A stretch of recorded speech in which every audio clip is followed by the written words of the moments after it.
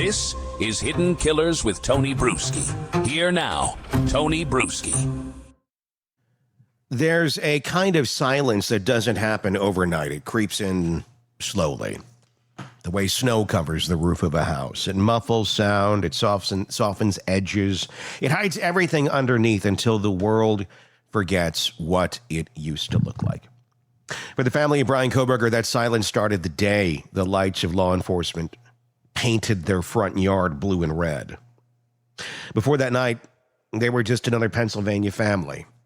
A dad who worked maintenance for the school district, a mom who cared deeply about education and wrote letters to the local paper about moral issues, two older sisters with lives of their own, and their youngest, Brian, the quiet, analytical one who always seemed a little different, but still belonged. The one his mother called bright, gifted, and maybe even brilliant, allegedly. When you look at what's on record, it's an almost painfully normal story. Marianne and Michael Kohberger raised their kids in the Poconos. A modest home, school jobs, neighbors who barely remember anything remarkable about them. Brian's mom wrote letters condemning the death penalty, letters about compassion, about protecting children from violence. In 2022, after the Uvalde shooting, she published a poem one of her daughters wrote allegedly called Consider the Children Before the Gun. It is haunting to read now. Because that same year, one of those children, her youngest, would be accused of committing one of the most brutal murders the country had seen in decades. Brian's early life is documented mostly through classmates and neighbors. He was an overweight kid in high school, bullied, withdrawn. Then came the transformation. He lost over 100 pounds senior year, cut people off, grew cold. And friends from those years told CBS's 48 Hours that he got deep into psychology, became obsessed with understanding why people did bad things. Some said he experimented with drugs, heroin, and then came college. Northampton Community College. Psychology degree, then a master's degree, then the PhD program in criminology. On paper, it looked like redemption. The bullied kid who fought his way into academia, studying the very things that once haunted him. But for the people who loved him, his family, there were likely quiet red flags that never made headlines. Not because they were obvious, but because they were subtle, like static under a radio signal. The kind of oddness you learn to explain away. Then in late 2022, the murders in Moscow, Idaho, 4 students dead, the suspect unknown, a white Hyundai Elantra caught on security footage. For most Americans, it was another true crime story unfolding in real time. For the Kohbergers, it was just something on the news. Until it wasn't. According to Dateline NBC, one of Brian's sisters grew uneasy before the arrest. She'd heard about the car, heard about the suspect's build, and started to feel a cold, creeping dread. She looked at her brother, looked at his car, and somewhere deep inside, a part of her must have known. Please, God, no. The family reportedly checked Brian's Elantra. They didn't find anything then, but weeks later, police and FBI agents were swarming their house. I mean, imagine that for a second. In the middle of winter in Pennsylvania, the air sharp enough to sting your lungs, you wake to pounding on the door, and within minutes your entire family is surrounded, flashlights, helicopters, neighbors staring from behind curtains, and your youngest brother handcuffed in the driveway. That's the day the name Kohberger changed forever. In the days that followed, the headlines did what headlines do. They consumed every available space. Photos of the family home, Marianne's old letters, yearbook shots, childhood photos. The family became a story, a subject. Strangers online dissected every trace of their lives, every facial expression, every silence they could find. The Kohbergers released a statement. The effective, we have fully cooperated with law enforcement. We care deeply for the 4 families who have lost their precious children. It's the language of people who understand they've entered a machine they can't control. You cooperate, you speak carefully, you say the right words, and you still lose everything. And in no way, shape, or form, let me say this, am I blaming these parents or the siblings for any of this. This is more of a look at the hell they had to go through. Psychologists have a name for what happens to people in their position. Courtesy stigma means you inherit guilt by proximity. You didn't do anything wrong, but you share a name with someone who did. And the public doesn't always separate the two. In July of 2025, Brian sat in a courtroom and heard his sentence, 4 consecutive life terms without parole. His mother, his sister, both there. Reports noted that Brian never once looked at them. He walked out without acknowledgement. For a mother, for a sister, it's a second kind of death. The erasure of connection. There's something psychologically shattering about that. When you spend your whole life being someone's sibling and suddenly the person sitting in front of you isn't your brother anymore, but a stranger behind glass. Psychologists call it ambiguous loss. The person you love is alive, but gone.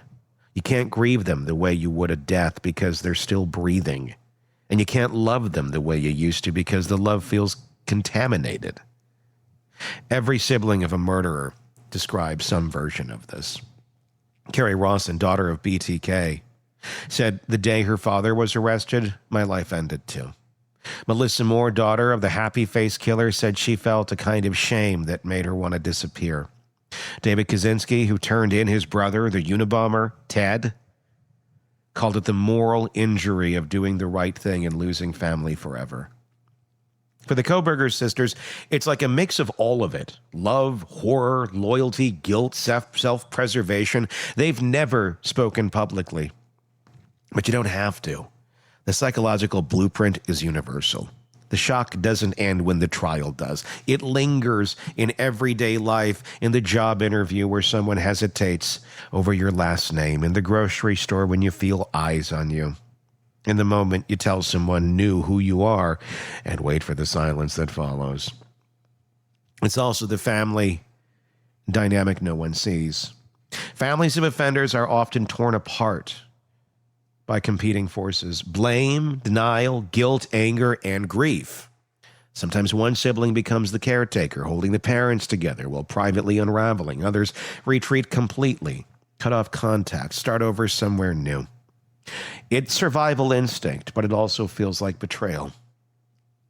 What's on record suggests the Kohbergers stayed mostly private. They didn't give interviews, didn't defend, didn't condemn. They endured. And that, too, is a psychological strategy, containment. When you can't change the story, you manage it by silence. There's research on this. A study in the British Journal of Criminology found that siblings of serious offenders often experience symptoms similar to PTSD, nightmares, hypervigilance, anxiety, chronic guilt. Many feel they've lost their sense of identity. One participant described it as living inside someone else's crime. And that phrase sticks because it captures the essence of what it must feel like for the Kohberger sisters, living inside the echo of something they didn't do but can't escape. If you look closer, you see hints of their humanity, even in the public fragments. The mother's opposition to the death penalty long before this ever happened, her visible collapse in the courtroom, the quiet presence of his sister listed as a potential witness before Brian's plea deal. These are people navigating the unbearable middle ground between justice and family. And when it's over, when the cameras move on, there's still the debris. Bills, neighbors who cross the street, old friends who don't call back, a mother whose every word is described online, a brother whose name is a curse, and 2 sisters who have to decide whether they keep living under that name or let it die. Other siblings of notorious killers have chosen different paths. David Dahmer, brother of Jeffrey Dahmer, legally changed his name and disappeared completely. Carrie Rawson wrote a book reclaiming her story, and there's a new documentary up, by the way, on Netflix that is worth watching from her perspective. Melissa Moore turned to advocacy, helping others live beyond their family's crimes. There is no single right answer, only the path that hurts least. For the Kohbergers, maybe that path is silence. Maybe it's therapy. Maybe it's starting over. Maybe it's just trying to wake up one morning without flinching when you see your own last name. Psychologists talk about post-traumatic growth, the idea that people can find strength through suffering. It doesn't mean the pain disappears. It means you learn to carry it differently. Maybe that's what's next for the sisters. carrying it differently. Because the hardest part of growing up with someone like Brian isn't reconciling what he did. It's reconciling who you are now that he's done it. You can forgive or not. You can love him or not, but you can always be the person who shared his childhood, the house, the holidays, the history. And that's what makes this story quietly devastating. Not the crime itself, but the emotional fallout. The way one person's pathology can steal an entire family's identity. Growing up Kohberger would mean waking up every day in a world where your family name carries weight. You never asked for it. It would mean loving someone you never quite look at again. It would mean trying to build a life knowing that the rest of the world has already decided what your last name means. There's no fixing that. There's only surviving it. And survival for families like this isn't dramatic or heroic. It's mundane. It's a sister going to work and not crying in the car. It's a mother finding a therapist who doesn't ask for headlines. It's learning to speak your own name again without whispering. That's a quiet epilogue to every infamous crime. The story the cameras never follow. The story that doesn't sell but still matters. The story of the ones left behind, trying to live a normal life in the ruins of someone else's choices.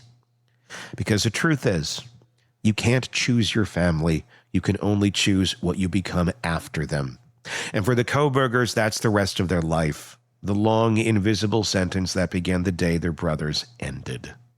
Give me your thoughts in the comment section on YouTube. If you're not already there, check us out. Just search Hidden Killers with Tony Brueski, and you'll find it. Love to get your feedback. Until next time, I'm Tony Brueski. We'll talk again real. Want more on this case and others? Then press subscribe now and don't miss a moment of true crime coverage from Tony Brueski and the Hidden Killers podcast.